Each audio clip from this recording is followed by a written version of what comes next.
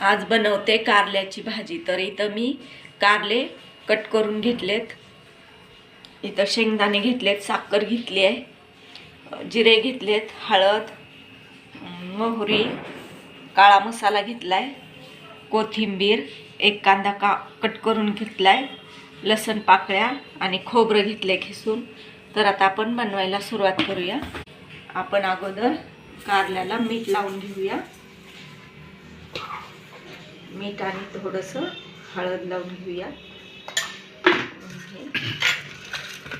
Mix करून घेऊया। कारल्याला हळद आणि मीठ लावून ठेवले, हे 15-20 मिनिटं असं ठेवून देऊया। हा मसाला भाजून घेऊया, खोबरं भाजून घेऊया अगोदर।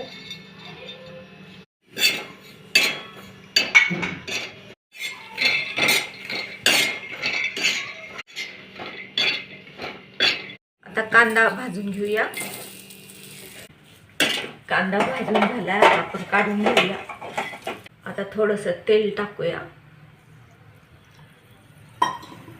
आणि हे मीठ आणि हळद लावलेले कारले आहेत ते थोडे तेलावरती परतून घेऊया। मसाला घेतलेला आहे ना, तो भाजलेला मसाला आहे तो वाटून घेऊया। बघा, हे कारले मी थोडेसे खरपूस होईपर्यंत परतून घेतले तेलामध्ये। तर आता हे झालेत। मसाला कुटून घेतलाय मिक्सरवर। तर आता आपण त्याच्यामध्ये 2 चमचे काळा मसाला घालून घेऊया आणि थोडंसं पाणी घालूया। इकडे कढईमध्ये तेल घालून घेऊया, जिरं टाकूया 1 चमचा, मोहरी,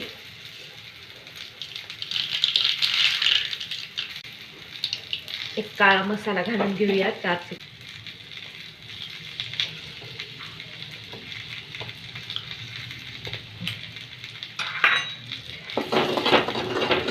आणि हे वाटण केलेलं त्याच्यामध्ये घालून घेऊया। आणि हे वाटण थोडंसं परतून घेऊया आपण। थोडंसं पाणी घालते आणखी।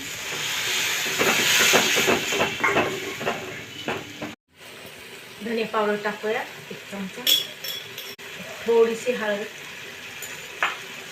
साखर घालून घेऊया।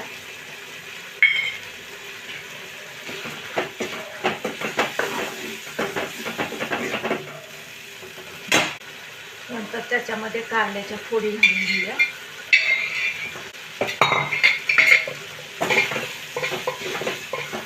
चांगलं मिक्स करून घेऊया।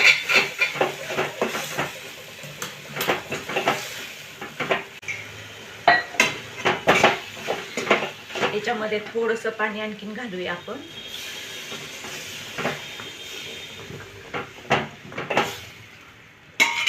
आणि हे शिजवून घेऊया 5 मिनिटं।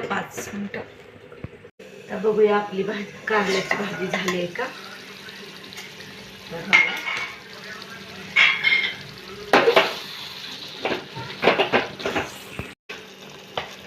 थोडंसं मीठ टाकूया चवीप्रमाणे।